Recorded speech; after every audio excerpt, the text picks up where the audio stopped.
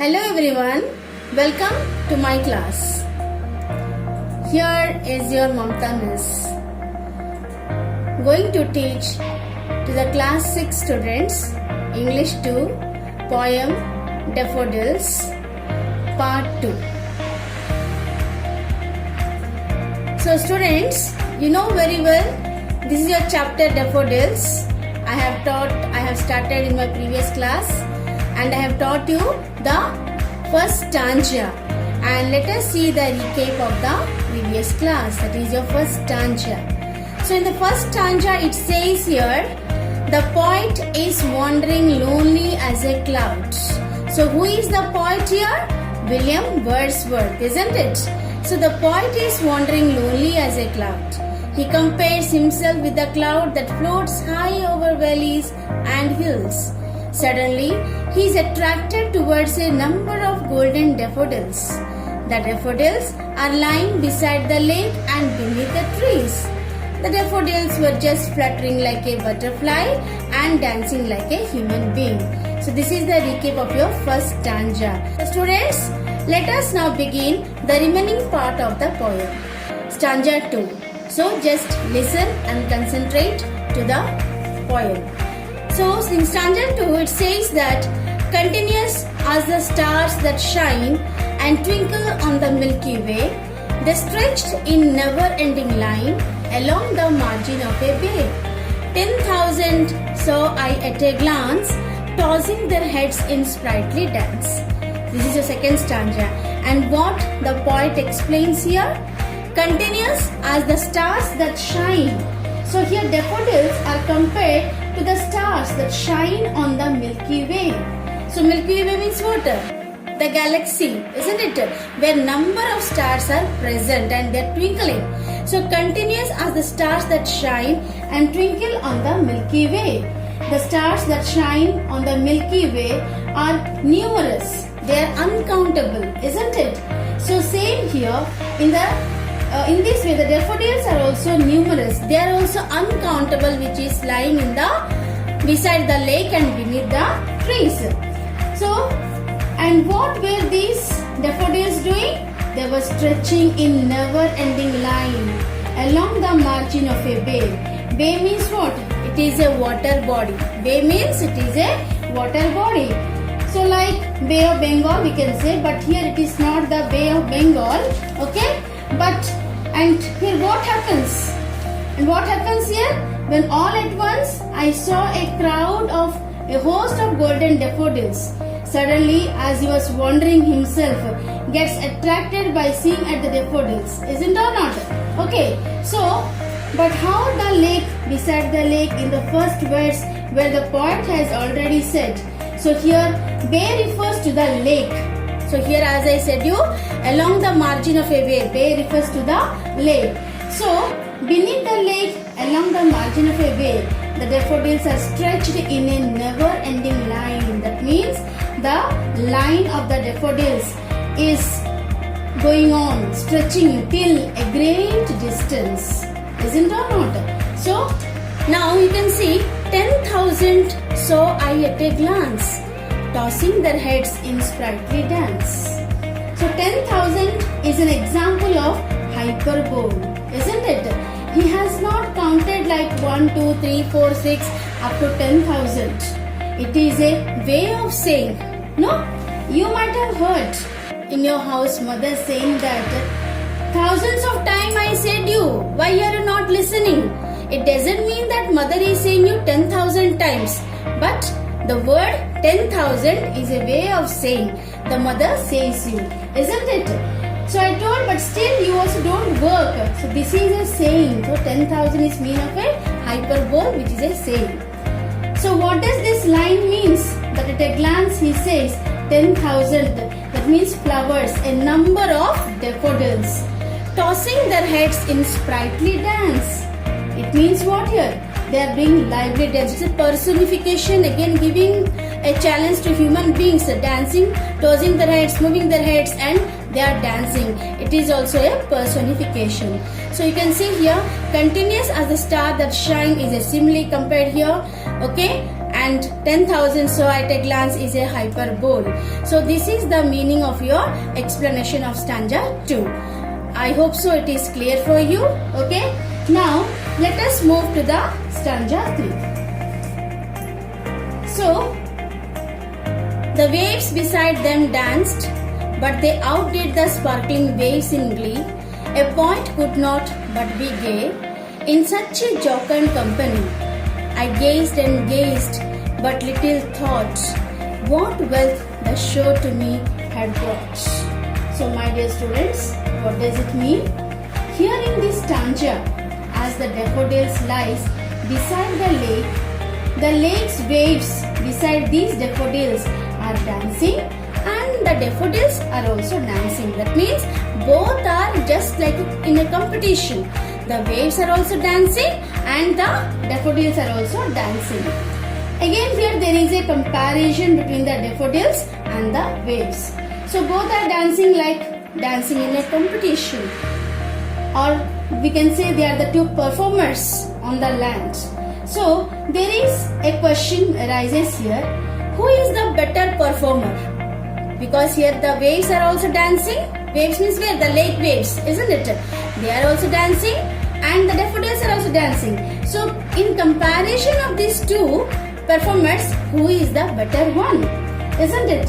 Who performs better dance? Obviously the daffodils. According to the poem, it is the daffodils who are the better performers, isn't it? So now we can say here they are the good dancers and who are performing well rather than the waves here. Now, outdid the sparkling waves in glee. A poet could not but be gay in such a jocund company. You can see here they outdid the sparkling waves in glee. So here they means what? They refers to the daffodils. Sparkling waves. Why? Because the rays of the sun, they fall on the waves, and as such the waves sparkle or shines. So sparkling waves in glee means happiness. So the waves are dancing and the daffodils are also dancing happily. But the daffodils, according to the poet, the daffodils are past the waves in the happy dancers. So a poet could not but be gay in such a jocund company. So it means here what? So when the poet is standing and watching the waves as well as the many daffodils, how can he not remain happy? How can he remain untouched? How can he not be merry in such a merry company? Such a happy or gay company, isn't it? Now they are the companions of the poets. Who? The daffodils, who are sparkling waves in glee. They are giving competition to the waves. They are in a happy mood. So here the poet thinks that they are the best companion for the poet who is moving or wandering lonely. I gazed and gazed, but little thought. Here little thought does not mean that thought little. No, little thought means did not think at all. So I gazed and gazed, but did not think at all. What he did not think? What wealth the show to me had brought. That time he did not realize how valuable the show was. Which was the show? The dancing performer, isn't it? Both by the waves and the daffodils. This was the wealth that he enjoyed when he was wandering lonely. So he will realize it later. Is that clear, my dear? So this is the explanation of stanza 3. Now let's move to the last stanza of this poem. For oft when on my couch I lie, in vacant or in pensive mood, the flash upon that inward eye, which is the bliss of solitude, and then my heart with the pleasure fills and dances with the daffodils. For oft, here oft is the old English for often. Okay, so what happened when the poet is lying in his couch rather in vacant? So vacant means what here? Empty. Isn't it empty? Or in a sad mood, that is in pensive mood. then what happens? They flash upon that inward eye. They flash means who? The daffodils. Isn't it? The daffodils are just flashing now in the inward eye. And they refers here to the daffodils here. Inward eye means what? Your mind's eye or the imagination. That brings, he sees them as if it is in a vision. That means in the vision he see the daffodils. They physically don't appear near him, isn't it? They are physically not appearing. Who? The daffodils are not appearing physically in front of him, but in a vision they appear before him. Which is the bliss of solitude. And then my heart with pleasure fills. So here his happiness can be obtained when you are all to yourself, when you are in solitude. In a crowded room, you cannot experience this happiness. So this happiness can only be experienced when you are alone. So, and then my heart with the pleasure fills and dances with the daffodils. So here you can see that what happens when he sees the vision on his mind's eye, opens up and sees the daffodils dancing. Then his heart is filled with the pleasure and starts dancing with the daffodils. So in the beginning of this poem, I told my dear students, the poet, whatever he thinks in his mind, immediately he never comes and write it.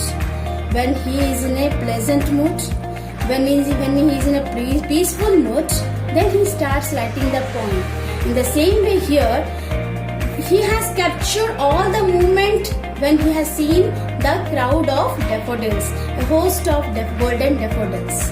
But when he was alone and when he was lying in his porch, isn't it?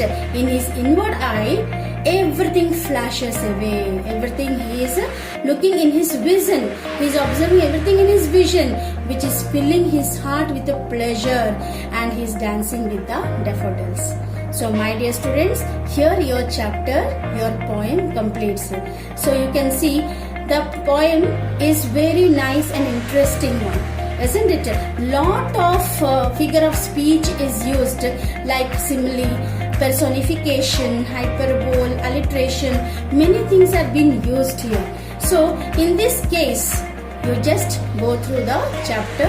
If any doubts, you can send your doubts or any questions either in the comment box. You can post me or else you can WhatsApp me, isn't it? So I hope so it is clear for you. Okay, so just meet you in my next video. Stay safe, stay healthy, take care. God bless you. Thank you.